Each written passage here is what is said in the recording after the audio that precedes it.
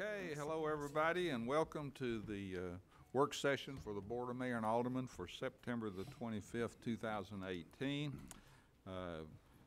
Tonight, if you've turned in a speaker's card, I've been asked by our communications department to ask that you speak from the podium, which is a little bit different than what we normally do, but these would be for people that turned in these speaker's cards. So the next item on the agenda is an opportunity for citizens to make comments for items not on the agenda. And I have two speakers, Dr. Charlie Weir and Brad Davis. They would come on up and line up, and we'll give you 2 minutes apiece.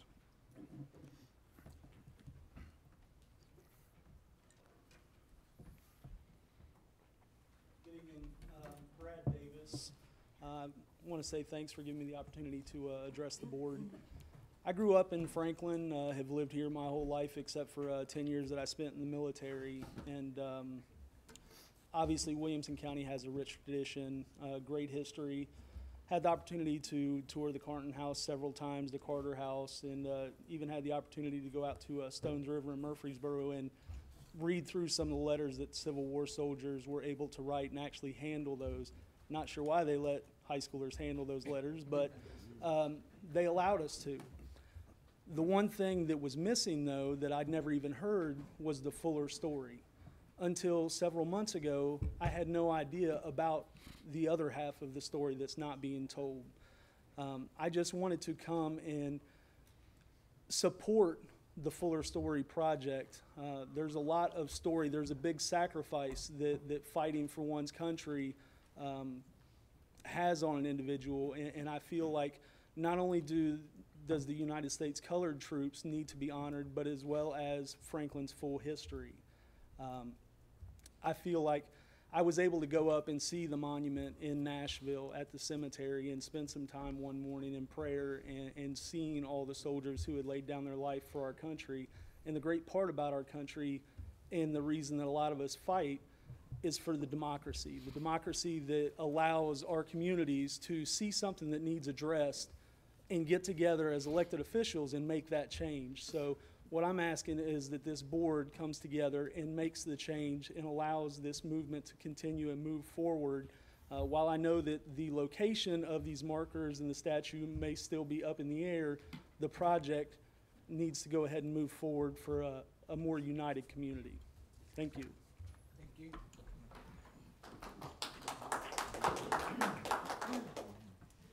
Hi, my name is Dr. Charlie Weir. I'm the lead and founding pastor of Gateway Franklin Church. I live here in Franklin. Although I wasn't raised here, I have lived here long enough to raise my daughter here. I never thought I would leave Atlanta, and now I can't imagine ever leaving Franklin. Before my remarks regarding the Fuller Story, I want to say thank you for your public service and your leadership. There are plenty of people who want positions and titles. There are very few people who want to serve and want to pay the price of leadership. So thank you for doing that for our city. I speak in favor of the Fuller Story on two primary platforms. The first is, you may have heard the Winston Churchill quote that says, "Those who fail to learn from history are doomed to repeat it." In fact, he put his own spin on a 20th century philosopher who said it this way: "Those who cannot remember the past are condemned to repeat it." So you and I are not responsible for the history, but we are responsible whether or not history is remembered, which I see as the objective of the Fuller Story. Now, it would be easier to not face the harsh and brutal details of our country's history, but we're more apt to perpetuate the spirit of it by not remembering. And I understand that the city of Franklin can't change the history, but by erecting these markers, we can influence our future and influence the future of people who even come and visit. The second is the mantra that I've heard now for well over a year. It simplifies into this idea of tear it down or leave it up. And maybe that's oversimplified. But I'm suspicious of agendas on both sides of issues. And what I see here is just a lot of yelling and name calling and people digging in their heels. And so really what that creates is a lose-lose situation, not a win-win situation. And when I see this proposal, I don't see any lines being drawn in sand. I don't see any stones being thrown. I don't see any names being called. I see it as a simple proposal that can really set a tone. I actually think that although it might seem like a small thing, I think it might echo longer than we would ever imagine. Thank you. Thank you, Dr. Weir. Okay, we'll move on to item number 1, which is an event permit for Boots for Troops 5K, sponsored by Medal of Honors, Inc. Any comments or questions? Okay, we'll move on to item 2, which is, On Boots, on that, I wanted to disclose that I've had a professional relationship with the organizer. It has nothing to do with this event or this group, so I'm going to be voting. But I have had a professional relationship with one of the organizers. okay, item 2 is consideration of event permit for Jingle Bell Run 5K. Seeing nothing, we'll move on to item 3, which is a consideration of an amendment to an interlocal agreement between the City of Franklin and Williamson County, Tennessee for redistribution of local sales tax, City of Franklin Contract 2017-0145. Should recognize that we have Dr. David Snowden with us tonight. And you're welcome to come up to the table and be part of us if you'd like. Good evening, Mayor and Alderman. I just want to give you a brief kind of overview of where we are and this item, and then Christina's here and Dr. Snowden as well. Give them an opportunity to add anything, and then be glad to take your questions on this matter. As you know, back in February, the voters of Williamson County approved an additional half-cent local option sales tax. That was largely targeted at helping fund the growth impact in our schools. And as a part of that, there were interlocal agreements that were entered into with each of the cities across the county, Franklin being no exception to that. And that talked about the half of all local sales tax that comes to the city, and the half of that new increment of sales tax being dedicated for the purposes of funding debt service and capital improvements in the schools. And so that is the agreement we had at that time. It has moved forward and was implemented effective April 1 of this year. And that was a 3-year agreement through which we would dedicate what we otherwise would receive from that new increment of sales tax and have that go to those educational purposes, additional educational purposes. So as this has been implemented, there was an issue identified, I would say almost an oversight in terms of the relationship with Franklin having 2 public school districts in our community. And as we looked at that and had discussions with both Williamson County and Franklin Special School District, identified that we had not had a clear distinction about how to divide up that city portion. The portion that already goes to public education is being treated the way it always is, in terms of going distributed to the 2 public school districts based on what's called the average daily attendance percentage. So it's sort of a prorated share of that tax that's generated. And I would add just to the side to this, just to remind everyone that the existing local option sales tax, the base 2.25% that is there, is already divided half and half between the city in which the sales tax is generated and public education. So that's already happening. That's staying the way it is. And that first half that's dedicated to public education is divided the same way between the 2 school districts. I would add that Williamson County Schools did pledge their portion for those 3 years also to debt service directly, to that specific use. So there was not clarity about how to divide up, especially the Franklin portion. Dr. Snowden asked that question. There was discussion amongst all the parties. There'd been certain plans made related to that revenue and how that would be used. And so we found ourselves with a little bit of a dilemma on how to handle that. And the option that we're bringing forward tonight that has been discussed and that I'm recommending from an administrative standpoint, from the city perspective, and that I believe both the Franklin Special School District, Dr. Snowden can talk about this, and Williamson County government have indicated that this is a good way to address the issue, is to essentially lengthen the period of time. Go from 3 years to 3.5 years. That essentially makes the pie a little bit bigger And in that time period, starting for the sales tax collected July 1 of this year, the average daily attendance percentage that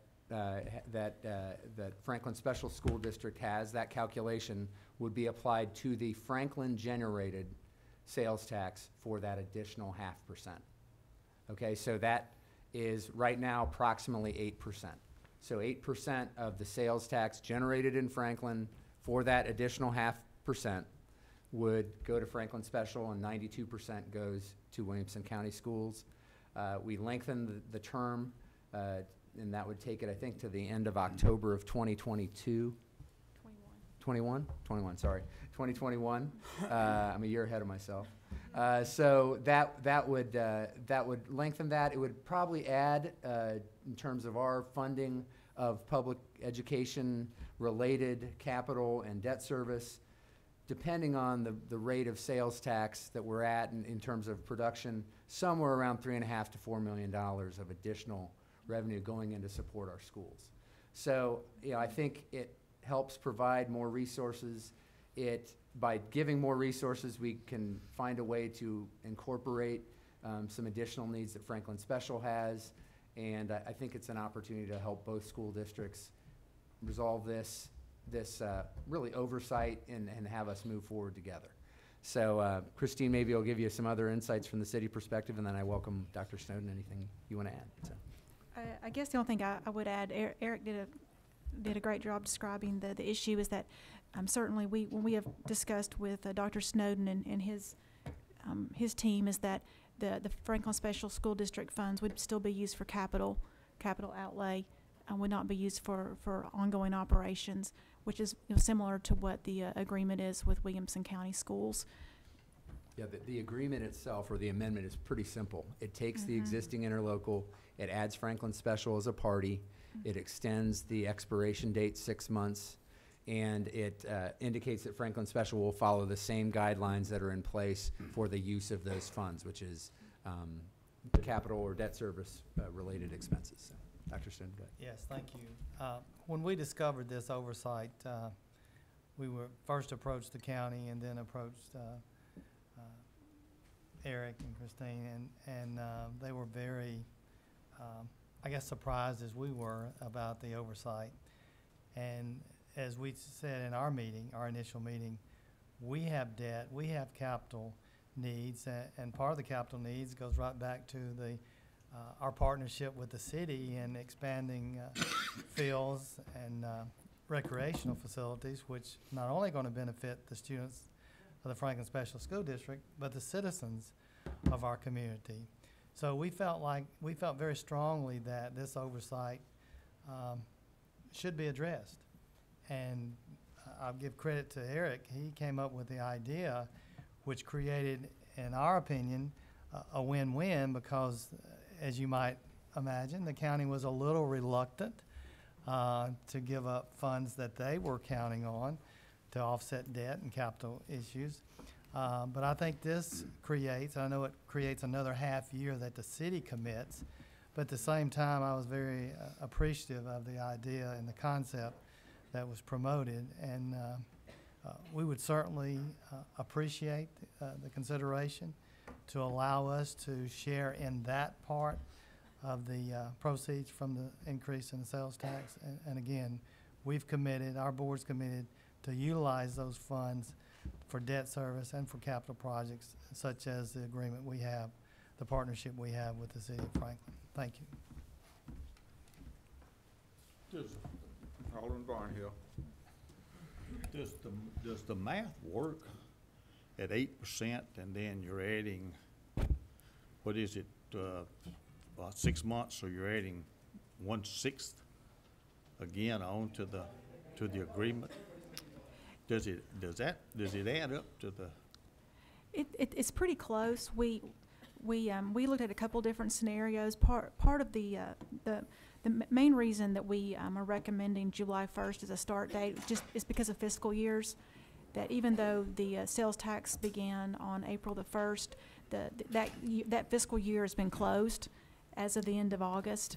And so this allows the county, who actually the county trustee is, she's the fiduciary of these funds as they come from the state directly to the county trustee, and then she actually disperses those funds to all the municipalities within Williamson County. So we actually here at the City of Franklin never receive that additional funds that we have obligated for schools. The county trustee, Karen Paris, she's allocating that amount. So this allows the county's books to be clean for fiscal year 18, and then allows us to be for the new fiscal year to start out. And we actually just received our funds for July, but we're within the same fiscal year. So if this is a decision that is approved, that's made, then we can, and the counties agree that we can go back to July to make that effective. So as I understand, that would give 3 full years then. Is that right? Or a little more? It extends this agreement Yeah. by No, 6 I months, but understand that, the but I timing mean for the school district. For the school district, though. It They'll- ac- Yeah, they'll end up with 3.25 years, really. Yes. of- Okay, yeah. Because yeah, of right. the revenue under this new Mhm. formula. That's where we agreed that because of the accounting issue, that going an extra 6 months gets us really, and there's projections on future sales tax, so hopefully, sales tax that's collected out here in years 2 and 3 is a little bit more than right now. So there's projections that we both sides have agreed are reasonable, and that's where we came up with the 6 months is gets you pretty close. When we voted on, when the vote was taken for the half-cent sales tax, I guess the sales pitch at that particular time was for capital, for new schools and the amount of growth that the county is experiencing, which obviously the Franklin Special School District, you guys are not experiencing the number of people growth. I don't know about buildings or capital or whatever. But that was the sales pitch. When the county came back to us and asked us to enter into this agreement, we readily did so. And I've always thought, and did not necessarily take into consideration myself, not knowing how the sales tax was necessarily split up, that a portion of that would be given back out to the Franklin Special School District. I have looked at this and have said I'm somewhat reluctant to enter into the agreement. It's nothing to do with the Franklin Special School District. It's our agreement with the county. If we can do without for 3.5, we can do without for 4.5 or 5.5 or whatever it is. I'm suggesting to the board that this is probably not an ongoing situation that won't be resolved just by having 3.5 years. I think we'll be back here in 2 years or 3 years or whatever, being asked to come up with a new agreement to that. I think, and I'm not sure, I want to look at this closer, because we're not voting on it tonight anyway. And this is nothing, this does not, because Dr. Snowden knows, my wife taught in the Franklin Special School District, daughter taught in the Franklin Special School District, daughter-in-law taught in the Franklin Special School District. So it is not that. It is what we initially agreed to do and what we initially agreed to enter into, and I'm somewhat reluctant to change that at this particular time. And I'm still trying to figure out whether 6 months of 3.5 years of revenue at 8% makes up for the 8% supposedly that what we're not trying to make up what Franklin Special School District is losing. What we're trying to make up is the revenue that would be lost by the county school system by having to pull 8% out. Mm-hmm. And I need to look at that. Yeah, they'll come out a little bit ahead, actually. Well, they should. Yeah. Let me comment on what you brought up. We absolutely need to, and I know you may get an ask to do something different, but we do need to be able to plan on when that revenue is going to become city revenue again. You're working through a capital investment planning process right now, 10-year window, and there's $644 million of projects there. And that is an important potential revenue source for us to address those. That's why this is a fairly limited approach to solve this issue. Quite frankly, an issue, there was assumptions made about the standard practice dealing with this kind of money versus this unique circumstance, and this was a way to try to address that and give a little bit more resources to everybody. But also know we need to have a firm time that honestly, that we can plan on and plan around, And so I would say we need to be pretty focused on that as we go forward to do our projects. Well, one slight deviation from that comment, we're not giving resources to everybody. What we're doing is Right. taking away 6 months of 60, 70, 80,000 people who are depending on us to look at a $644 million capital expenditure. Right. So the people who are not coming out ahead is the resident who is the citizen of Franklin, who looks to us to implement and go through $644 million on a 10-year capital improvements program. The people who do come out is the Williamson County School Board and the Franklin Special School District. That's the two districts that come out, because they're getting the sales tax revenue that we expected to end in 3 years for an extended 3.5 years. How much is a half of a year sales tax at a 0.5%? Between About 3.5 and 4 million, depending on where we are in 3 years. Alderman Martin? Well, I understand what you're saying, Clyde, but the people who are going to benefit are the citizens of Franklin. I mean, these are our children, and they just happen to go to Franklin Special School District K through 8, and then they have to go to the county. These are all our children. And so whatever we can do to help, we don't have to build the schools. We around this table are not building schools, but you are, Dr. Snowden and Dr. Looney, and anything we can do to help. I understand about the 3.5 years, and I think that's a win-win for everybody. But when you look at it, the people who are winning are the citizens of our town, because these are our children, and that education situation is what has made Franklin what it is today in Williamson County. I mean, that's just part of our assets. Alderman Blanton? I appreciate what you're saying, Clyde. I totally understand it, Margaret as well, but FSSD is an unusual, I don't want to say beast, because it's not a beast, it's a wonderful thing. It educated me and 5 of my children, but I think FSSD has a really unique situation because of the fact with City of Franklin proper, they do pretty much educate all of our children from K through 8th. Correct, David? Correct. So I don't think it's our fault that this got overlooked. I think it's, again, a unique situation that we had this happen at all, but I think it's on us to make sure that it's retroactively fixed so that it's fair to a school system that uniquely serves Franklin City children.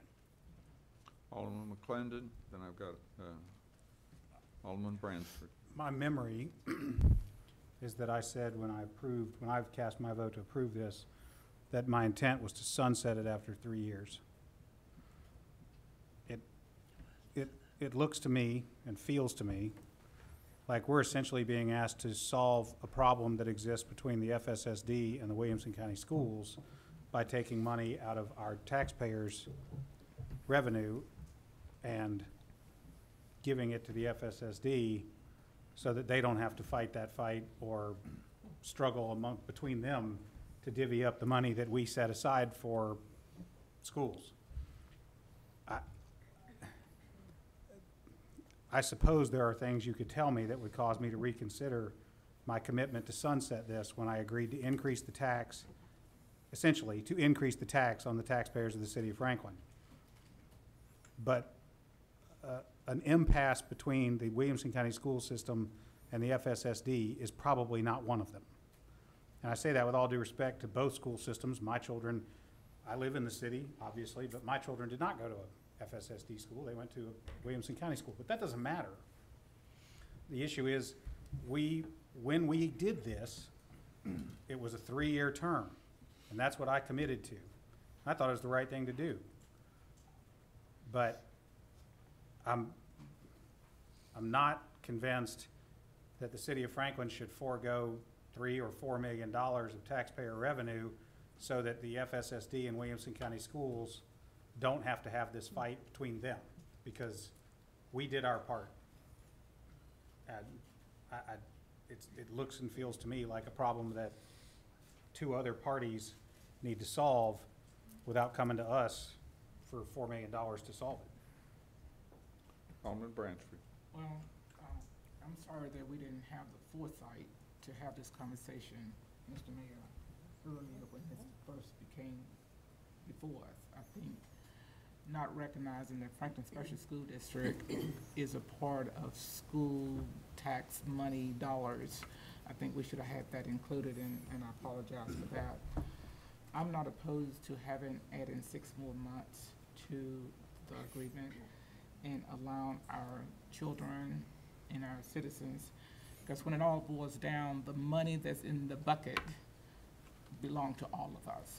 Williamson County, Franklin City, we all benefit in some fashion from these dollars that we spend in schools, whether they're the Franklin Special. Our Franklin Special students go into the Williamson County system, high school, so they will benefit there. So we all one big happy family. I just want to put that on the record. Thank you. Anybody else want to weigh in? Okay. FYI, it'll be back for vote We'll bring it on October 9th. October 9th. We'll move on then. Thanks for being here, Dr. Snowden. Thank you.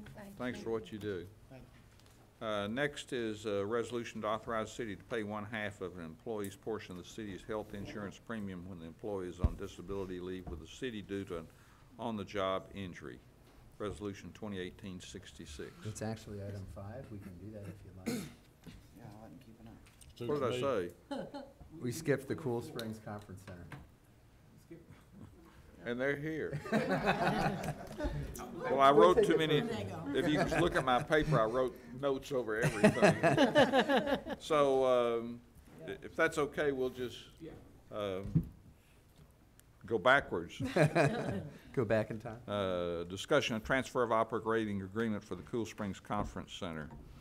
As you know, the city and county jointly own the conference center, which is adjoined to the Marriott Hotel. That's an operation that was put in place back in 1997, so it's got 20-year track record, and really all but one of those years has produced positive revenue for city and county. It is owned currently by Crow Holdings with Davidson as the operator. Davidson Hotels is the operator. Crow has exercised their right to go ahead and sell the hotel. And with that comes the ability to pass on the operating agreement for the conference center. They did a sales process through which a local company, Chartwell Hospitality, was successful in that process and is now moving through the ownership transfer process, which includes the transfer of the operating agreement. So we wanted to bring that to you today, and we are fortunate to have representatives from Chartwell with us today. Jonathan Benowitz and Michael Bennett, who is a Sanders. Michael Bennett's the other guy. Sorry, I got my Michaels mixed up. Michael Sanders, who has worked at that facility before under the current owners and moved to Chartwell a little bit ago. So he's returning to a familiar setting. So they're here to talk about their interests and moving forward with this acquisition, both on the hotel side and on the conference center operations side of it. I will mention that Chartwell plans to really do all of this, both the ownership side and the operational oversight management side, all within their family. They're not going to have a third-party operator like Crow had. It will be within their family of companies or operations. So we wanted to bring this to you. There are several documents that we'll need to move forward through over the next month to bring to you to execute this transfer, but wanted to get the information out to you tonight. So, Christine, anything to add? And we'll let the Chartwell folks jump in. I believe we do have an operating agreement through 2027, and that is in essence what is asked to be transferred to the new owners of the hotel. So with that, we'll let John and Michael introduce Chartwell Hospitality to us. I'll just say good evening. It's good to be back here in a different setting, but as you know, I was operating the Franklin Marriott Cool Springs Conference Center up until December of 17, and joined Chartwell Hospitality in a Franklin, Tennessee-based hospitality company. And currently today, we have 37 hotels across the U.S. that we manage. Some of those we own and operate. And in this case, I was pretty excited when the Marriott came on the market, and more excited to know that John was interested in it as well. It's a great asset. It's a great relationship with the city and with the county, and I would thoroughly enjoy being involved in that project again, or in that business. So with that said, I'll turn it over to John to give you a quick overview. Yeah, I'll make a few other comments. And, you know, knowing that Michael had, you know, in-depth knowledge of that hotel, even though our corporate offices are right across the street, so that's another benefit, which really speaks to Chartwell's commitment to the county, to the city, to this general area. You know, Rob Shadle, our founder, you know, years ago said, you know, we're going to commit to, you know, investing in this part of the country, and we've done that. Now we have hotels really all over the country, 37 as Michael said, and we are growing very quickly, but we don't invest in everything. But we pretty much invest in everything that we do in this area, in this state, city, county, et cetera. So when this asset came up, we got real excited. Partly because about 6 or 8 months before that, we had hired Michael to oversee really our full-service hotel portfolio. So that gave us an edge over the competition. It was a very heated, competitive process, and we had to compete with some very large institutions with, while we have, you know, solid financial backing, you know, these guys were huge investment funds. But given that we had Michael, we were across the street, and how much we cared about being involved in that, we were able to move fast. We were committed to a very fast-track process, and we're so happy that this group is accommodating, and we're happy to say that we've got the property under contract, and we hope to close on November 1st. Okay, so you know, we can answer any and all questions. We're really pumped up to be partners with the city and county. We have big hopes for the hotel and conference center. We really do see it as one operating unit, and we'll treat it as such. And if you have any questions, happy to answer. No, go ahead, Mike. I was just going to add one other thing. This hotel, and correct me if I'm wrong, would put us at 9 hotels in Williamson County. Yeah. Including, I had to get my plug in, the opening of the Hilton Franklin, which opens tomorrow. So please come and see us. Right. Yeah, had to do that. Had to get the plug in, sorry. So what does this change? Well, we would have a different operating partner. dear. From the city and county perspective, we would have a different operating partner in Chartwell as opposed to the Davidson team. So you'd have a different management team. Fortunately, with Michael as part of the team, there's some familiarity in terms of us and the existing operation itself. Michael was there for the whole renovation and so how the property has changed in recent years. And he survived that. And he survived it, yes, exactly. So it really just brings a different operating partner into play, but fortunately, somebody we know because they operate locally already, and we've worked with them on a number of projects, and so it really is kind of the best of both worlds in that way, in terms of if you're going to have somebody new, it's good to have somebody new that knows the market, knows the community, and that we've already had a working relationship with. Alderman Berger. So the agreement transfers intact then till 2027, correct, as is? Yes. Fully, we have made any It's changes? a transferable Yeah, agreement. transferable. Yeah, I'd love to have a conversation with you all. That's my district that I represent as well, and I'd just love to have some conversations with you all in the future, but glad that you're on board, and I'm sure that with the familiarity of the hotel, that a lot of good things will happen over there. Yet to come, so thank Yeah, you. no, we look forward to that. Yeah, I'd like to have a few conversations with some future ideas. Alderman Martin. And you will, Michael, pass along about the pine nuts. I knew you were gonna say that. I'm sure you will. I will. We all know about the That pine must be an inside joke. It is. A menu critique, I believe. We got some pine nuts in our neighborhood, don't we, Alderman Martin? We do, Mayor. That is a Alderman vegetarian Speedy. dish. Yeah, just curious, I mean, it's a sizable asset. Is there any certain return on investment or profit the city can kind of expect each year? And are you guys incentivized to increase those profits, I guess? Well, we have, you know, big hopes for the entire project. And, you know, the hotel and the center are linked.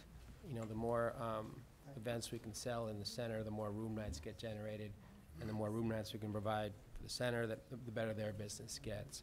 So, I mean, our projections contemplate, you know, everyone's aligned. So my general answer to you is, yeah, we expect everyone to do better. We project that the hotel will do better than it's currently doing, not at all disrespecting the current operations, because they do a good job. We just think with some additional capital on the hotel side, and also given Chartwell's local connections, both in terms of being a huge local employer right now, and also just having, you know, relationships with all the local businesses, that we'll be able to bring something to the entire asset that that others just can't. And it may not have anything to do with us being special. It just happens to be that we're here in a way that you don't typically find in our business, to have the owner-operator be so invested in the community. So I'm not sure that specifically answers your question, but we expect that everyone involved in that corner will do better. 6 to 10% profit on the fair market value of value of the conference center? I mean, I don't know. Is that? You know, it's a tough question to answer, but we expect everyone will be sitting on a more valuable asset. And, you know, there's certain things we can't control. We can't control market conditions, the general economy. But everything that we can control, you know, we're going to do our best, you know, to generate more business on the sales side, to be efficient on the expense side, but also, you know, bring all that wonderful hospitality and welcome, which is really what the business is all about on the conference center side and the hotel side. So I know you probably feel like I just dodged your question, and I did. We can maybe. You're running for follow up with office, some it sounds like. I thought you did a good job. Pretty good. Any other questions? Okay, thank you. Thank you very much. Thanks, Michael. Okay, now we'll go to item 5, which I'm not going to read again. It was a good teaser. So this is an issue that's brought up. Actually, had a question maybe a couple months ago from Alderman Blanton and from Craig Owens, who's a citizen, been very involved in our police volunteers organization, Franklin Police Volunteers. And the question centered around what happens with our employees when they're out on a disability for a work-related injury. And as we looked at that, and our team took a further look at it, let me walk through what happens. What we provide when somebody is on a work-related injury and they cannot work, they get 7 days of full pay, paid by the city, and then our insurer takes over and provides disability payments. And that is at 2/3 essentially of their average income, which is inclusive of overtime. That is also, and that is paid directly by the insurer to the employee. Taxes are not, it's not subject to taxes, so it's a tax free in terms of that standpoint, in terms of those disability payments. But because it's paid by a non-city entity, we don't do the withholding or the payment of medical insurance, the employee portion of medical insurance. And you'll recall the city pays 85% of the healthcare premium for single coverage and 80% for family coverage for our team members. So that becomes an obligation that continues to accrue the longer an employee is out. And so we do notify them of that, let them know that that is an obligation that's continuing to be out there for them. But it's kind of something that's up to them as how they handle it. And when they come back, sometimes they haven't paid into it, and that's an obligation they have. We've worked with individual employees for payment plans over an extended period of time. But it can be a cost burden at a time when somebody is out and we're hurt on the job. And so we said, let's look at this. And the proposal that we're bringing forward to you tonight is for the city to pay an additional portion of the employee's coverage, half of that employee's share during the time they're out on a work-related disability. We looked at that, and quite frankly, why it's half and not the whole part is since it is not subject to tax, we were sensitive to not having there be some potential, depending on the employee and the coverage and where it was, that there was some net benefit to being out. But we felt it kept it closer to whole for that employee, and did provide an opportunity for us to do more to help them during that time. This is not a substantial financial obligation, fortunately, knock on wood. We don't have a lot of work-related injuries. Our risk team and our safety teams, both in HR and in our departments, really focus on that, and so we do pretty well with that. This is probably, if you look at the last 2 years, maybe $1,000 of exposure, just based on how long somebody's out. It could be more, but it's not going to be a major expense for us, but seems like something we should explore doing and be appropriate given the fact that these are folks that were hurt on the job. That is something additional we can do for them in that situation. So that's what we're recommending, and glad to answer any questions you have on that. Alderman Speedy, then Alderman Barnhill. The only thing I might throw in addition, we talk about an injury on the job, but what if you have a car accident on the weekend or ALS? I mean, if they're on long-term disability and a city employee, I would almost say we ought to still offer this type thing. Whether I was on the job like a workers' comp or a true just long-term disability, like I said, because of Lou Gehrig's disease. Or Well, we do have other avenues for folks in those situations where we donate, and long-term illnesses are challenging. We do offer the opportunity for additional disability insurance for our folks that they can acquire on their own through the city. There also is donated sick time. That is something our employees do for each other on a very regular basis that helps provide additional pay beyond what they may have accrued. So there are some things we do, but we wanted to start here. We can explore what those options might look like in other situations and what parameters might make sense to apply or other options that might be out there to manage a long-term either injury or long-term illness situation. We do want to take care of our people. That's a primary organizational value, I know, of the board and of our entire organization. So that's something we can do a little more homework on, but we wanted to focus on this specific issue for this time. But we can do some more homework there. Alderman Barnhill. Go over the numbers one more time on 8515 or whatever it is. So if a single employee is paying, what are they paying weekly now in insurance? It's bi-weekly. I don't have the numbers right in front of me. I hope one of my HR friends can come and tell me. Come on up. But percentage-wise, and this is a policy we put in place maybe 5 or 6 years ago, where whatever happens with premiums, we're paying 85% on single coverage, so the employee is paying 15%. If they're just single coverage. If they're in one of the family plans, we pay 80%, so they're paying 20%. Well, let's don't complicate it. Yeah. What is single coverage? It depends on what tier they're in. So we went Well, to give me a 4 tier tiers. then. Single coverage is about $47 a paycheck, and it goes all the way up to over $200 for family. And then option 2 is the new high deductible health plan. And so that's 24 paychecks a year. Yeah. So say it's $50 roughly, so it's $1,300 for an employee. So they're paying $25 a week. What you're proposing is that the city, if they're injured on the job, is to pick up $12.50. For somebody who has single coverage, yes. For somebody that has single coverage.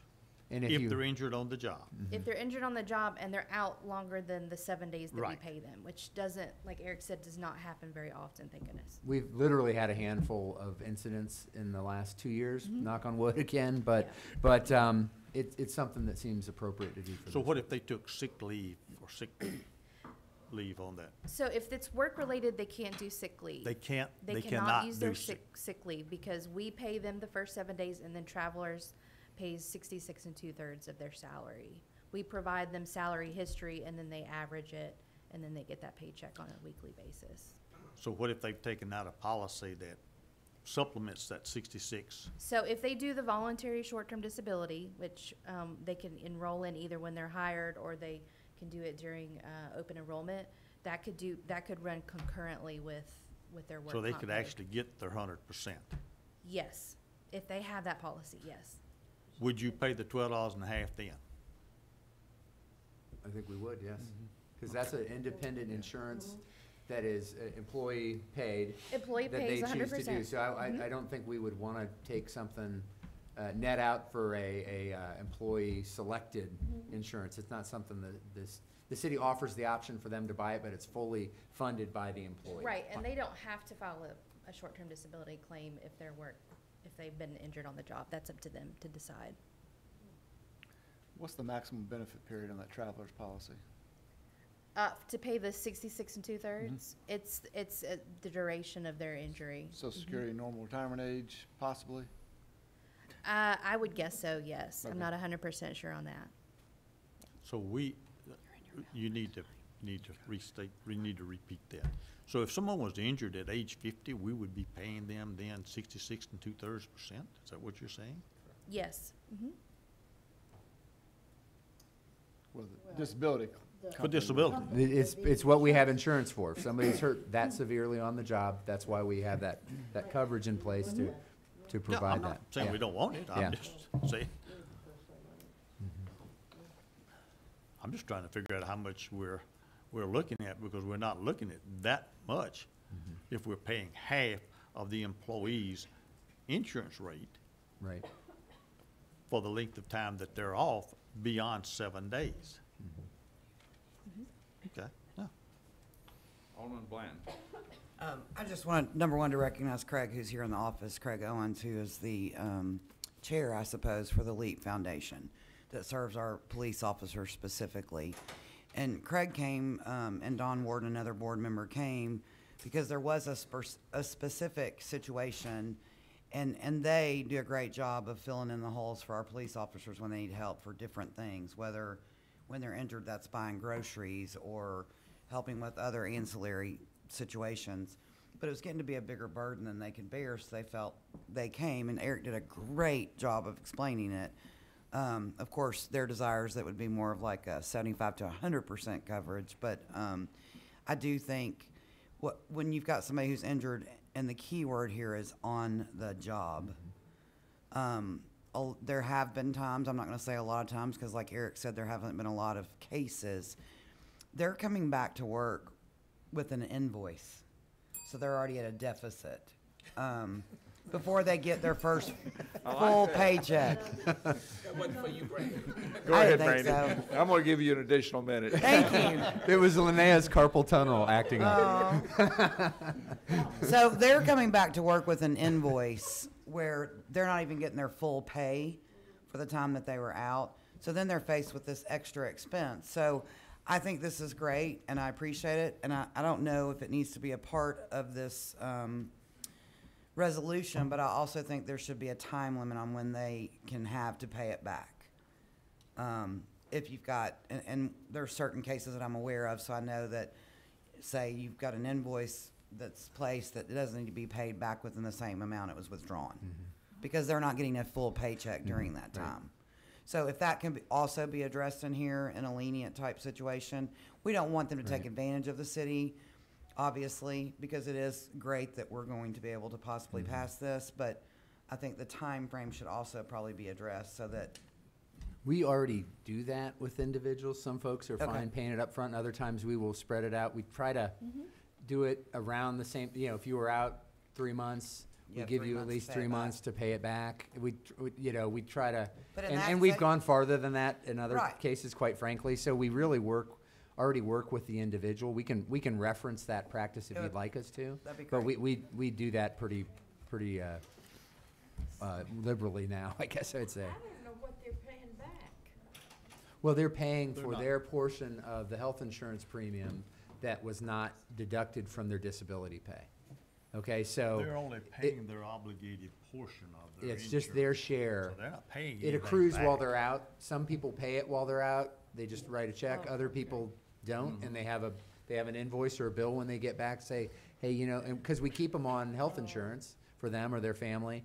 And so we do let them know that that's something that It's doable. we need to collect it over some period of Okay. time. So they can pay it every month, or they can accrue it and then pay it. Yeah, but they have to pay it independently because we don't take it out of the paycheck like we do when they're getting a city paycheck. Right. And Okay, got the it. only other comment, this is for everybody, Yes. This is everybody. yes. everybody, Great point, Clyde. not Yes. just police. Well, Brandy did a great job of introducing Craig, who had asked to come up and speak a little bit, and we appreciate the great work that LEAP does. Come on up, Craig, and we'll give you a couple of minutes to. Linnell, ring her bell. And maybe just in your comments, just very briefly, for the people that don't know about LEAP, tell them about that too. Thank you. I am on the board of the Law Enforcement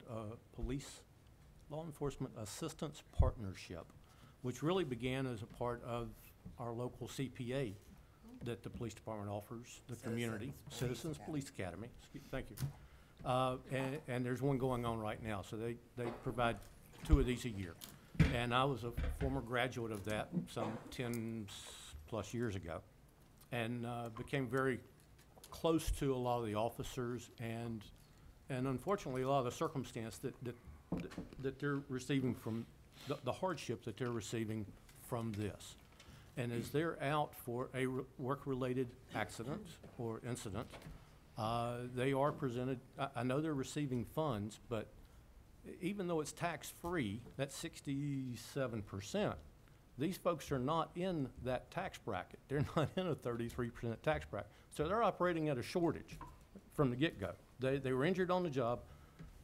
They're getting a portion of their income, and then they're presented with an invoice when they come back, or they may be paying as they go, which is fine too. But it's creating a tremendous hardship for these folks because they're working hand to mouth as it is, you know. And we as LEAP are helping them at least from the police department's vantage point. We're not structured to help the other city employees, waste management and parks and rec and this, that, and the other. I mean, our focus is helping the police officers and their families and supporting them. And through that, we offer some assistance where they're falling short each month. We are actually picking up part of that. We are covering part of that expense. Our organization is writing the officers a check each month to help them make ends meet. So with not wanting to form one of these GoFundMe type operations for an employee of the city, it was our thoughts and through Brandy's assistant, Eric, and what have you, in bringing this to everyone's attention that we should do better. We can do better, we should do better. Whether that's 100%, I'm just trying to minimize our employees' shortcomings. They're through no fault of their own. We had an officer got injured through the pilgrimage in an auto accident. Now, thankfully, it is minor, but it could be major. We've had others that had near head-on collisions or arrest, different things. And I can only speak to the police because that's the ones I'm familiar with. But there are others that are city employees that face the exact same thing that need our assistance. So whether it's paying all of their insurance or offering, or the city covering their short-term disability, we need to come together and minimize, actually do away with their their exposure completely because it was on the job. You know, it's on the job. So let's cover them so they don't come back and face a bill and this expense, you know. I thank you for the time. I see the clock's up, and I appreciate the extra time. Thank you for that. Yeah, I just want to know, where does LEAP get its money from? How do you all Through, fundraise? we are a 501c3 organization that was formed a few years ago, and it's all through citizens' donations. It's 100% citizens and business donations. And unfortunately, we're made up of a lot of caring individuals that don't have a lot of that social network skills that's out there. We still have jobs to do and what have you. And the community doesn't know about us yet. Well, you're putting Okay? a plug in right now, that's what I want to. I would love to. It's being Thank you. televised, Again, so. We just are a do- 501c3, and we welcome the community's interest and support. Yes. And it really, we're here to help the officers and their families. And this is a wonderful community. No one should face that while protecting us. And again, it's a big picture. I can't, thank you for doing what you're doing and bringing this up, but please work towards finding a solution to all of the employees and really minimize their exposure and the issues that they're faced with when they come back and receive an invoice. Man, When is the ball this year? it Your will be fundraiser. April. We do have a fundraiser. Thank you, Mayor. The first weekend in April, it's an awards banquet that's hosted for the officers and their families. It's an opportunity for them to get out and enjoy themselves, and is, again, totally funded and supported by the community. And our fundraising, we also do have auctions, silent auctions, and other things that we do as fundraisers. But that's the monies that we rely on to help make this work, you know, to keep these officers, again, I know it's a big picture, but we work for the officers and their families. You know, I mean, they're wonderful people. So we would love to have your support and help, and the folks with the Marriott and the we'd like to talk to them about moving our event to perhaps their facility this year. Thank you. Too bad you didn't go first, so. That's, I know, yeah. I think they But I thank They you. have left the building. I understand. And I thank you for your time and your interest, and hopefully we can do something short-term insurance, something, I don't know. We'll be creative, but that's what we do. You know, let's just get this fixed. Thank you. Thank you for your work. time. Thank Thank you for you. your work. Thank you. Okay, item 6 is procurement award to Polydyne of Riceboro, Georgia, in a total amount of $1.09.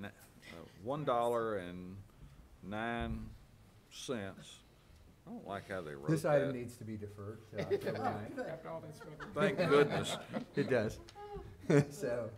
We will save you defer going it through till that then. title. It needs to be I deferred think it till was we with can 10, read 9, and it. look at the next one. I think they put the decimal place. Oh, okay. It's per pound. 10, 9. It should Yeah. be $10.90. Well, we'll move on, because that's deferred. Next is item 7, consideration initiating the annexation process and draft plan of services. Resolution 2018-63 for the annexation of 4536 South Carruthers Road. Established public hearing date October 23rd.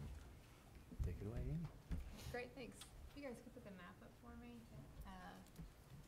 The property in question is adjacent to the city limits along the east side. The property is on South Carruthers Road and touches what we know as the Coletta Park subdivision. Envision Franklin proposes mixed residential in this area, and we've discussed the plan with the applicant thus far, and they're proposing about 20 units, residential units. They're also proposing a connection that would continue a roadway network through Coletta Park out to South Carruthers Road. So I'll hear for Seems any like questions. everybody looks very familiar with Yes. that. This would initiate the annexation process. Right, this is just the initiation. Alderman The Peterson. only thing I noticed is that this will really isolate the property right north of it, correct? That will be surrounded on all sides by the city, is that right? What about that little little piece up there. Yep, sure am. That you see the city boundary is in the red and everything, but if this comes into the city, there'll be one lot. Yeah, Little donut that- hole. above the yellow. Yeah, above the yellow. Pointers on it, yeah. Yeah, And unfortunately, we can't go out and annex, we all know that. Exactly, It's exactly. owner Property initiated, owner so. needs to initiate that. Mhm. Okay, Thank you. we'll move on to item number 8, which is discussion of the Franklin Road Corridor Improvements Project. Paul's coming up to join me here, but we, as you know, are working on the approved capital project for Franklin Road improvements from downtown out to Harpeth Industrial Court, which is the factory and Harlansdale connections. And as you know, this is a project that's been identified for some time now and was funded in your last 10-year capital plan. As we are moving into right-of-way acquisition, we've had some inquiries from residents about design options and alternatives, focusing on road width and lessening the impact on existing trees and other important components, and wanted to talk through for you what where we are on that design and how we might move forward with continuing the work we're doing, but also make sure we're listening to what we're hearing back from residents and how you may want us to work with any of those concerns going forward. So Paul can walk you through all that, and we'll be glad to answer other questions. And I know we have some speakers here as I well. have 3 so. speakers, but we'll wait till Paul finishes and the board finishes. Okay, so we've been working hard on moving forward with the right-of-way acquisition. We've made 13 offers. Of those 13, we've managed to get agreement of sales on 7 of them. There's around 33 tracks that we're working with, so it's a pretty big project. It's a huge undertaking to acquire that amount of property, and Ben Worley, our right-of-way agent, is basically been dedicated to trying to move and to help us deliver this project in a time-efficient manner. So some of the history associated with this job, it predates my time at the city, 2009. But my understanding is there was a streetscape steering committee that was formed that really helped define the different projects, help prioritize them, and the look and the feel and the character of those different corridors. That happened a long time ago. I recognize that, but when we took off with the project, we proceeded with the design that had already been done to a preliminary stage. Just to recap what the design is it's really just a 3-lane typical section from Harpeth Bridge to Harpeth Industrial Court. It has a center turn lane. It's what we call suicide lane, a 12-foot wide. The outside lanes were designed as 14-foot wide lanes. The reason being is to do a bike lane, you would need really additional 2 feet or 4 feet total for a bike lane along the roadway. What we did with the wide outside lane is it's 14 feet, which accommodates both bikes and vehiculars along that corridor. And so that typical section is basically the same throughout. The only addition to that is turn lanes at your intersections. We also have a 7-foot wide sidewalk from the bridge to Liberty Pike, and then from Liberty Pike on, there's a 5-foot grass strip and a 5-foot sidewalk from that point to the project limits at Harpeth Industrial Court.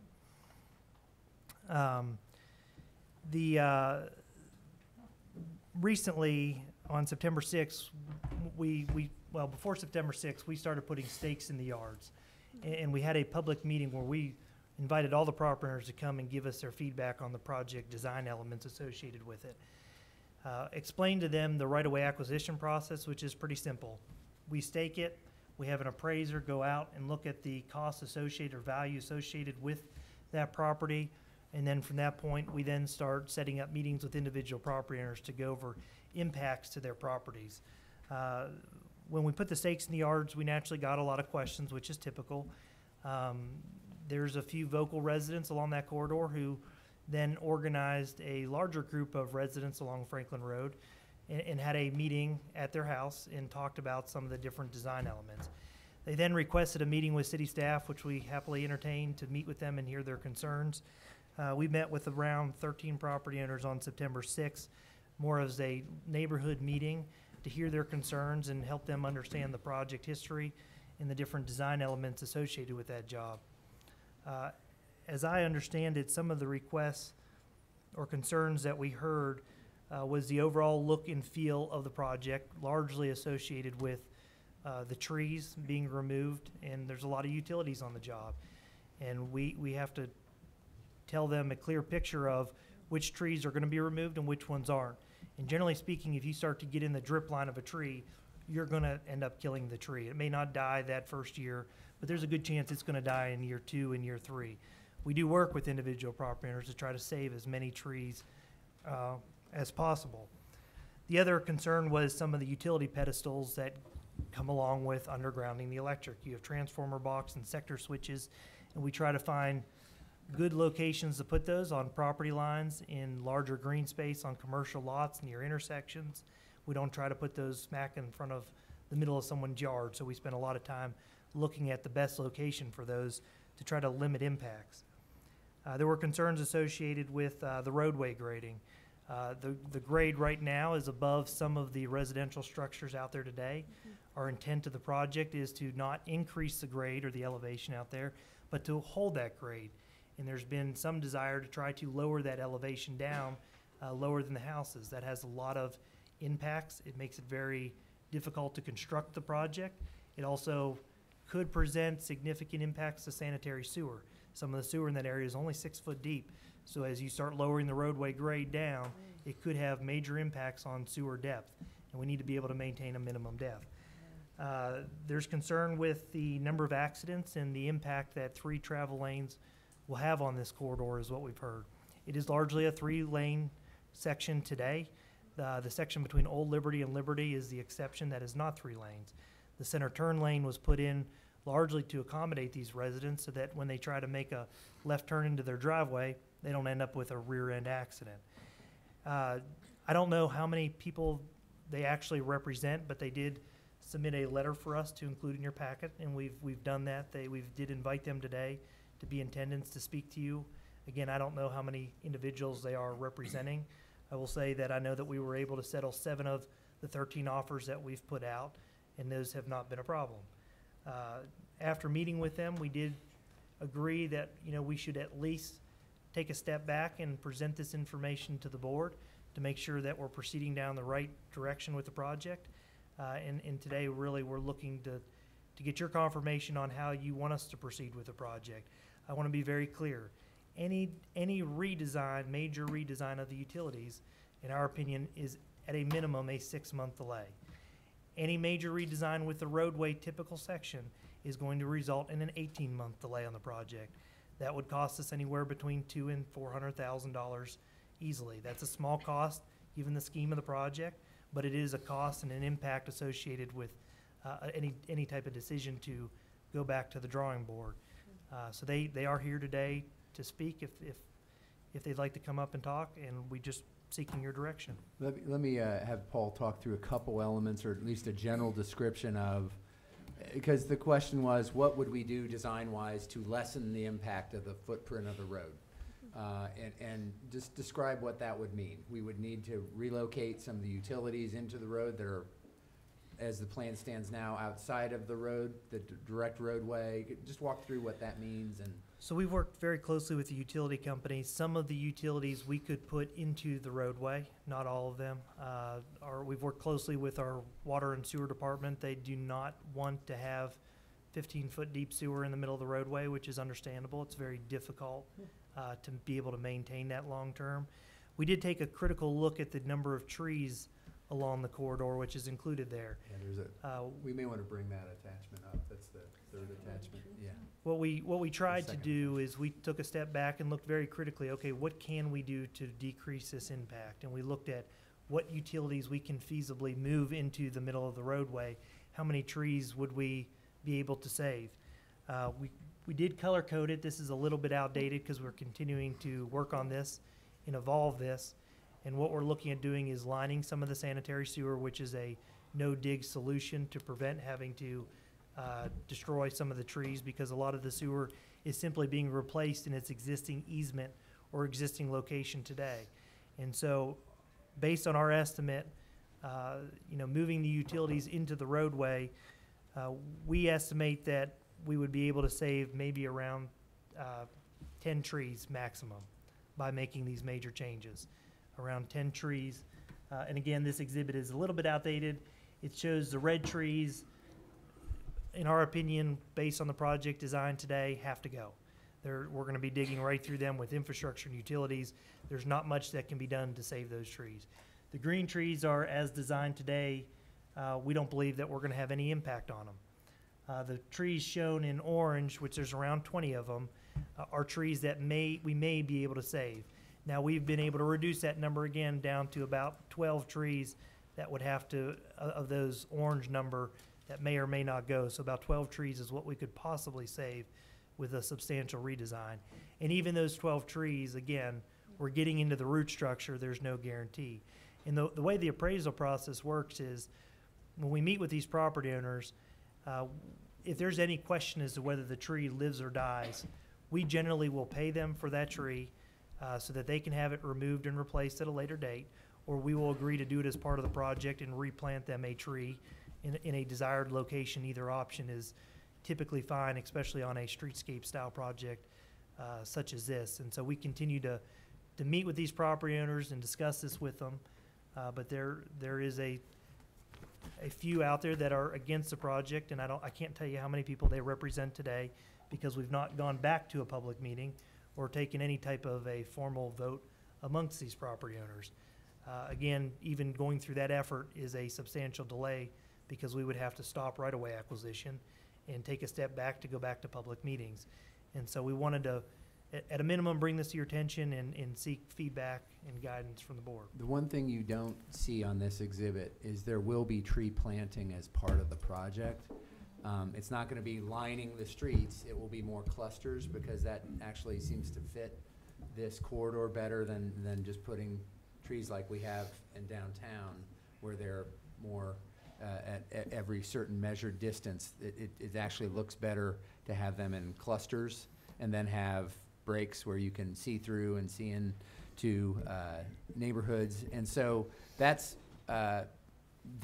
not seen here, but that will be part of the project overall in terms of the look and feel. So you're adding sidewalks on both sides that will connect you to both Harlansdale and the factory, and the sidewalk network that goes towards Liberty Elementary and the neighborhoods there. So that's an important improvement. And then you've got lighting, you've got the improvements on the other infrastructure that is aging infrastructure in terms of water and sewer, and then the stormwater component is a significant upgrade from what is there today, which is more of an open ditch. One other final approach. addition to this too is there's been requests to put the transformers and sector switches underground. Can that be done? I'm sure it can be done. It generally will result in a bigger impact because you're looking at a large underground vault, but it can be done. Middle Tennessee Electric does not do that today. That is not part of their standards. We do have to build to their standards, so we are somewhat subject to them. Can we work with them to attempt to do that? We could obviously look at that, but again, those are major delays in the project. The other item that came out was are we undergrounding all the overhead electric? Yes, we are undergrounding the entire overhead electric along Franklin Road in the services that are fed off of that. We are not going down side streets and undergrounding services on side streets. We looked at that as being outside of the scope. And so when we underground someone's electric service, that is a pretty big undertaking. Not only do we have to go into their house, a lot of times we have to change out their panel. A lot of times we have to put half of a new roof on their structure because taking down the weatherhead and trying to find matching shingles to it. And so it's very complicated, and we had to do a lot of that on Hillsborough Road. And our intent on this job was to do all of that along Franklin Road, but not down the side streets. And some of the side streets have overhead poles that go behind some of these houses, and we would leave those as overhead services to the rear of the property if that's how they are today. And so that's been our general direction to date, and happy to answer questions. Alderman Martin. This has been going on for over 9 years. $350,000 was spent on the front end. Those of us who've been around for a while know this. We worked diligently for years and years and years on this design. $500,000 was collected from Jameson Station for sidewalks. It's been held until this project could happen. As many of you know, this has been my #1 priority since I've been on the board. And I met in homes with residents, with the neighbors. They wanted it done. It is time. The underground utilities and the sidewalks they're the visible signs. That's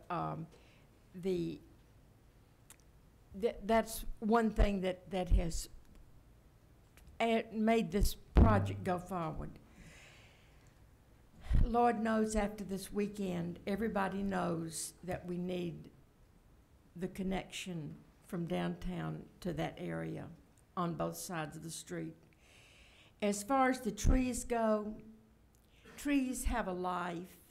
Todd Snackenberg is the first one to tell us that. I had one mature tree in my yard. I lost it last month. I had to cut it down. City didn't do it. It's on your right-of-way, our right-of-way, but I had to pay for it. So I have no trees now. I have a switch that we planted, but no tree. So I understand about losing trees, and nobody loves trees better than I. But we do have to sacrifice something. I have heard from most of the residents in that area this week, with the exception of 3. Most of them are horrified, as I am, that 1 more minute might be added to the development of this project. I only heard from 3 that were opposed. Everybody else is just livid because they've been waiting for years. So I would suggest that we go on. It's not going to be pleasant. I told the neighbors that on the front end. It's going to be difficult, and I will come and hold your hand while we go through it. But it must be done, and when it's finished, I promise you, you will love it. Alderman Barnhill. So describe this in relation to Hillsborough Road other than in front of Franklin High School. Matching up pretty well. That, in my opinion, is a very nice project and a very nice look. And if it's anything less than that, I would think that we would want, I don't think that's where we want to go. It's very similar, at least Liberty North would be very similar to Hillsborough, other than the street trees being kind of the toy soldiers, as Eric described. They're clustered in certain areas. Closer into the downtown, it's more like Columbia Avenue without the tree wells. It's the wider sidewalk, more urbanized type look. Alderman Blanton. A question for Margaret or Paul. You said only 3 that and I'm not saying this is law, but out of how many? I mean, how many homeowners? What's the ratio there? I've heard from the ones that I know on both sides of the street. Paul, how many houses are included in this? There's 33 tracks. 33 tracts of land. I was just trying to figure out. Is that Yeah. tied up? 3 out of 15? Or- Okay, so it'd be 33. Okay, good to know. Anybody else want to weigh in? I think I want to hear from, I want to hear from the residents. Okay. So redesigning the utilities to leave the overhead in place would be a significant delay of months, 6 months, you said? If you're simply wanting to leave the overhead utilities in place, no, that's not as problematic. Moving all the other utilities is pretty problematic. With the overhead utilities, we also explained to the property owners that those utility poles are going to go somewhere, and that somewhere is going to be behind the sidewalk more than likely. And then there's now a 20-foot easement that would extend beyond that right-of-way, which is basically there for Middle Tennessee Electric to trim trees as needed as they proceed with it. So overhead utilities may end up destroying more trees than you actually save. So roughly how far would poles that are out there today be moved into living rooms? And I apologize, I don't want to misquote it. I don't know that Okay, answer but off the top of my head. All right, so They would move out, but we can tell you a little. Yeah, more. I can dig into that and, Yeah. and get you an exact answer. Okay, and then if we leave the, if we leave the overhead utilities, then we'll have Middle Tennessee Electric riding up and down Franklin Road doing what they do so well. That is correct. Okay. Whereas if we go underground, they won't have any reason to go out there and do that. They won't, and while it's in a utility and drainage easement, we never encourage people to plant over top of those, but they're concrete encased and you can, it doesn't necessarily threaten the infrastructure as much as planting under an overhead Okay. pole. And then redesigning the road section, that's a 18 to 24 month delay with $250,000. Are we, is this a city-only funded project? Yes, but at some point, we'll be looking to partner with TDOT up closer to the bridge. There'll be some type of transition point, but yes, to answer your question, it is primarily funded by the, 100% It funded is by a the city. city funded, except for the money we collected on the sidewalk. Well, that's been payment. sitting for But a that's long city time. money, Okay. became city money. So what would, the additional expense would be engineering? Be engineering, yes, sir. All right, so we're not gonna lose any grant money or any leveraged money? Nope. Okay. The grade, is the current design that the crown, the highest part of the roadway would be no higher than what's out there now? That is correct. Okay. And as far as lowering the grade aside from sewer, at some point, it's gotta come back up because it's gotta connect to a bridge. I That's guess we cor- could change the bridge elevation too, but at some point you start, if you lower it, at some point you gotta match it to an existing road somewhere, right? That is correct. And the Okay. bridge elevation more than likely will come up with the TDOT project somewhat. Be raised as raised opposed up. to lowered? Yes. Okay. All right. Alderman Bransford. I know that this stretch of the Franklin Road during the flood, the 2010 flood, that was one of the exiting Franklin road that was closed for several days. Correct. Is this improvement, will there be any opportunity with this improvement to alleviate or decrease flooding capacity? I know we was doing something with the bridge and the culvert under that, move water. So will these improvements, making the road, better road, the sidewalks, the underground utilities, will that add to the possibility of more flooding when we have those severe rains and waters? Or will it negate that? What are you thinking? When we raise the bridge, it will prevent the bridge from overtopping and will decrease the flooding downstream of the bridge. Decrease, so we can't Decrease the say that that road would never be closed due to flooding. We can't say that it is. You can't say that about any road. No. Yeah. Honestly, Yeah. depending on the nature of what happens. Yeah, well, This area was actually not as badly impacted as some other areas in terms of Franklin Road itself. yeah. That remained largely open through the flood, as I remember it. I remember The Columbia bridge Avenue. The Co- bridge it was very close to the bridge. The bridge Yeah. asphalt Yeah, buckled. yeah, Yeah. Topped a little bit and raveled the asphalt. yes. The only way I could get out of town doing that was Columbia Highway, going out that way and going to the bypass. Actually, I was trying to get to the airport and couldn't go the regular ways.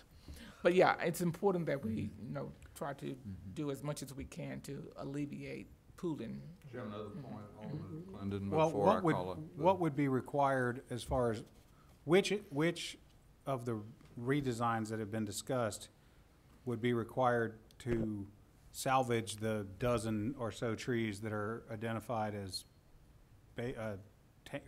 yellow? Orange. But it would be a pretty major utility revision, basically looking at how many utilities can we fit in the roadway. And then if we decide to decrease the roadway width, the 14-foot outside lanes, that would be a total redesign and probably gain you 6-7 feet max. Well, but what I'm asking is, if I told you save the trees above all else, Yes. what does that entail? It would be narrowing everything. the, It's everything, both. everything. Both, yes. Okay, so it's Yeah. the utility redesign and the road section redesign. Correct, yes, both. Okay. Are any of those trees specimen trees? Yeah, I'm sure they are. I don't know all the different specimens. I know Todd, I'm chairman of the tree commission, that's why. I know our arborists walk them to look at the health of all the trees, to better understand the true impact. And we attempted to document as much as we could on this exhibit. Okay, We do have a tree bank. We don't grow them that big yet, Margaret. so if the aldermen are through, I want to ask some of the citizens that came tonight. I've got Karen Adamson, Blair Adamson, husband, wife. Come on. Come on. That's good. We're going to let Karen go first, just so there's no fighting, and then DJ Davis. Y'all consider. No, they want. We'll give you a couple of minutes and Great. each. Thank you so much. I'm actually a new resident, returning home to Tennessee, and I was thrilled to find a community like Franklin. I lived in a lot of places in the world, and what I've loved most is being able to walk places and to actually take part and be part of the vibrant community. Then Franklin is something we fell in love with, and then we managed to fall in love with a historic house on Franklin Road. And my biggest concern with this, actually, to be honest, our biggest concern when we bought the house was that there weren't sidewalks. And I've got young children, and I didn't want them to not be able to walk downtown because of the lack of sidewalks. So we were actually happy about the sidewalks, and trust me, I really want those sidewalks. But I also don't want the road to turn into what feels like might be a suburban highway on the way into downtown Franklin. This is the first time, to be perfectly honest, I've heard about the undergrounding to the houses. We've heard a lot of different things as we've talked to the city about this. One of the first surprises was that it was first a 10-foot easement and then a 30-foot easement. There are a lot of trees that get caught in that extra 20 feet. And Ms. Martin, I'm sorry, it's not just one switch that we'll have to worry about. It'll be a whole street of switches, because we're going to lose most of our trees. We Most have of to. lovely mature trees on that street, which will change the nature of the street and will actually make it less attractive to not only the residents who make a home here, but also all the tourists that we want to attract in and down that tract. So all we've asked is that we work a little bit more closely with the city to understand really what their plans are, why they need that extra 20 feet of easement, and if there are ways that we can minimize the impact. So I'm happy to hear about undergrounding all the way to the houses. That's something different. I had heard before that we would have both pedestals and poles because they wouldn't underground to the houses. It's the first time I've heard about lining the sewers. So as we keep asking questions, we're finding that things might be more amenable, but I'm afraid that I just don't know what to ask for because I'm not an expert here. But I would really love to be able to at least minimize the impact as much as possible on our street, while actually also getting all these improvements that we all want. Thank you. We didn't coordinate, so I'll try to fill in the rest. Hello, my name is Blair Adamson. I'm Karen's. Best thing for you to say is, yes, dear. We live at 215 Franklin Road. Just to be clear, the group, it was our house that had the residents that came in. We were about 20 residents of Franklin Road. Just so it's clear to everybody, everybody is pro sidewalks. There's not a single resident on the street that doesn't want them. As always, the devil's in the details. We met with Paul and his group, and thank you for that, Paul. But when we did an appraisal of this, there's three things that I think that the city's in risk of losing.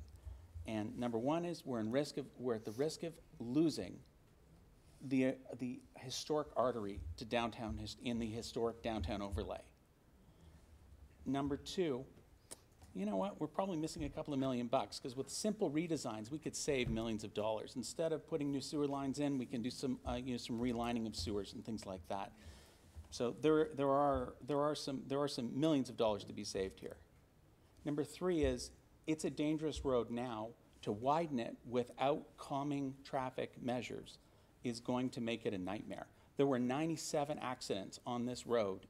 That's 2 a week in 2017. So it's significant. Of all the arteries, it has the most significant accidents on it coming into Franklin for that size. So the residents, we provided to the engineering group, some issues that we had. We were at an impasse. We're not engineering professionals. We don't know all the issues underneath the roads. They said, well, what do you want us to do? And we said, well, can you come up with some design alternatives around that? They said, well, we can't. We've got direction from the board. Why don't you go and talk to the city? If you guys can get if you can get them to direct us, then we can do that. So that's where we are. So it's some small design alternatives. So what we're asking from the city today is we're asking you to direct the engineering department to meet with the residents of Franklin Road with concept examples for the solutions that are outlined in your packages at the earliest time and no later than 6 weeks from today. Not to delay anything. No one wants to delay a thing. A lot of this work can be done in parallel path. So there's no reason to delay. And so anyway, and this will ensure that the project really works for the city and it endures and we don't have problems. So thank you.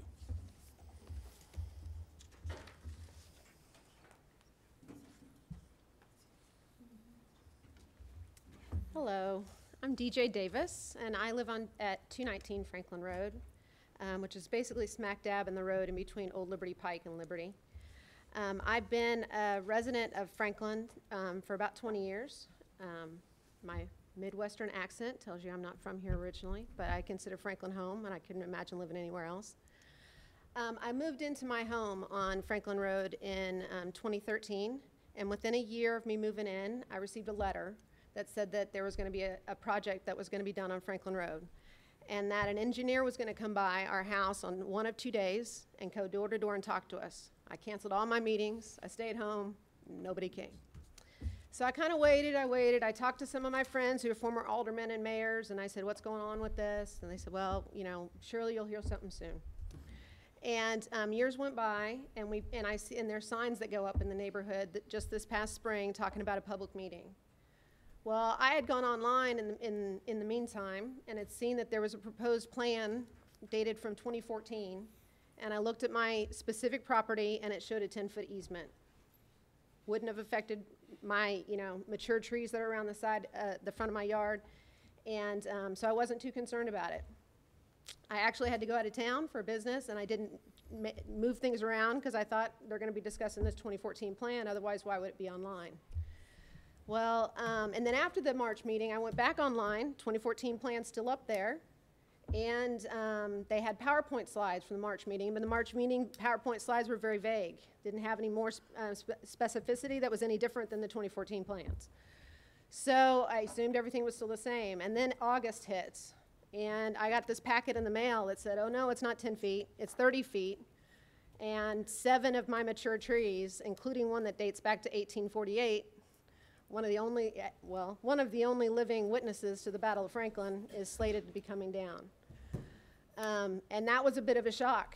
And those packets went out on the west side of the street. On the east side of the street, most of them didn't get packets, but they're the ones that got stakes. So they were all in shock because they had stakes and no packets, and we had packets and no stakes, and everything's different than the 2014 plan. I think that, I second what Blair has been saying. All we're asking for is a public meeting for us to be able to talk about what the plan is. He and I met with the engineering department yesterday, and for 2 hours, we tried to convince them to underground all the way to the house. They wouldn't do it, and now we're hearing that they're undergrounding all the way to the house. That's different in less than 24 hours. It seems to be a moving target. So we would like to have some alternatives discussed. We would like to understand how this thing got, so much expanded from 2014 to the 30-foot swath. Does it have to be 30 feet? Because, and everybody acknowledges, and the engineers as well, that this is the first major project of its type that's ever been done in the historic overlay. We were granted historic overlay status in 2006, and that should matter. It should matter that we have, not just houses that have to be safeguarded, but trees. My trees predate my house. My house was built in 1925, and I have more restrictions on my house than we're doing with trying to safeguard these trees. All we're asking for is the fact that the city puts a priority on the historic feel of this community and the fact that these trees are important. The trees not only are historic, but they also provide thousands of gallons of runoff, help every year. So it seems interesting to me that we seem to be wanting to make the problem worse before we make it better. Get rid of the trees, but then add storm drains to try and make up for the fact that we got rid of the trees. Why don't we supplement it? Why don't we come up with a plan that safeguards it and supplements it? Would you clarify the underground, Mr. Holden?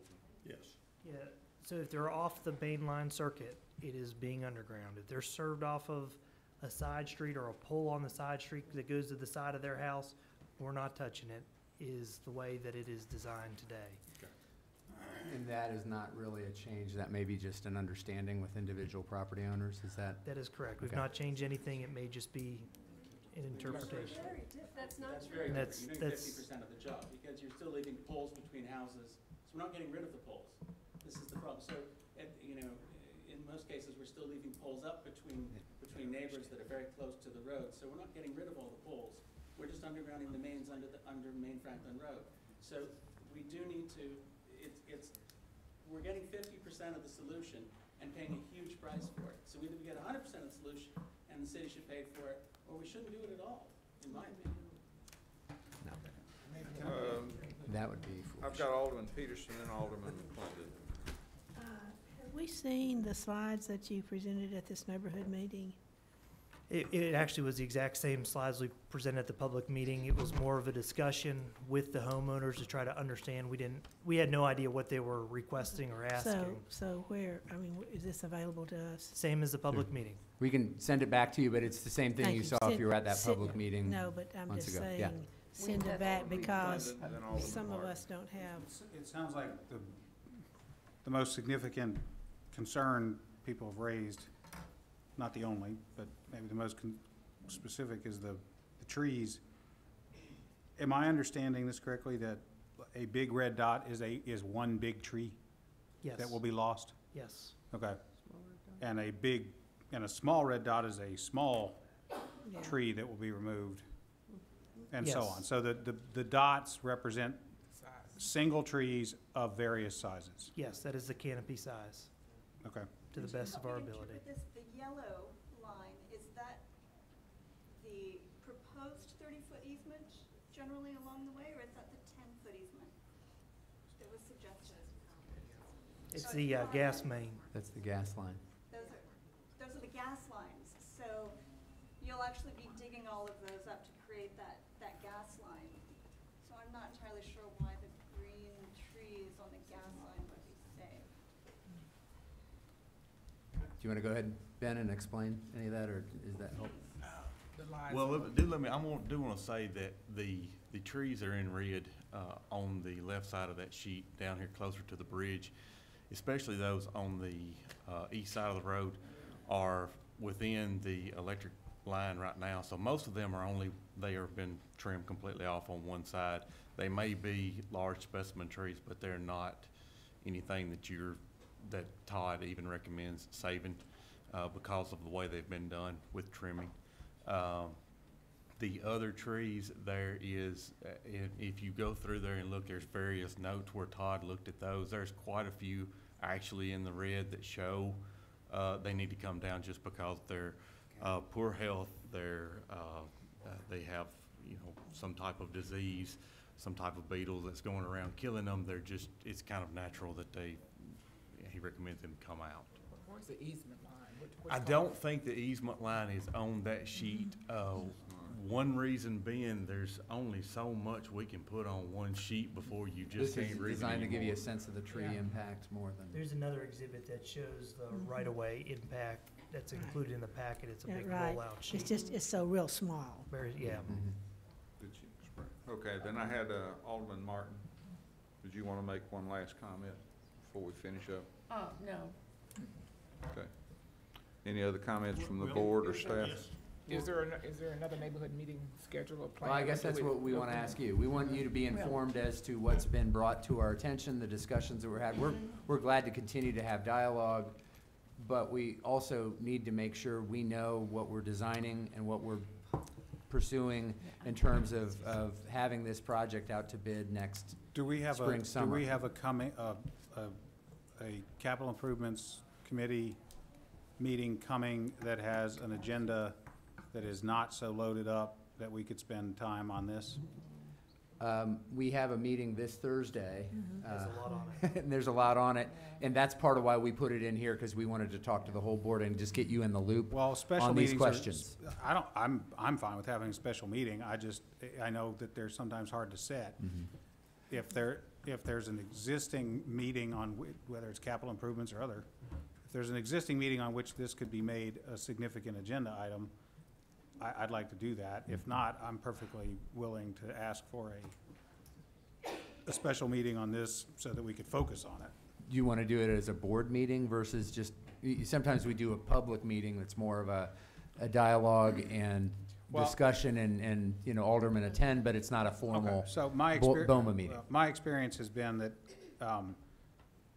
people in the path of something like this have a higher tolerance for unpleasantness if they understand more thoroughly the why and the what.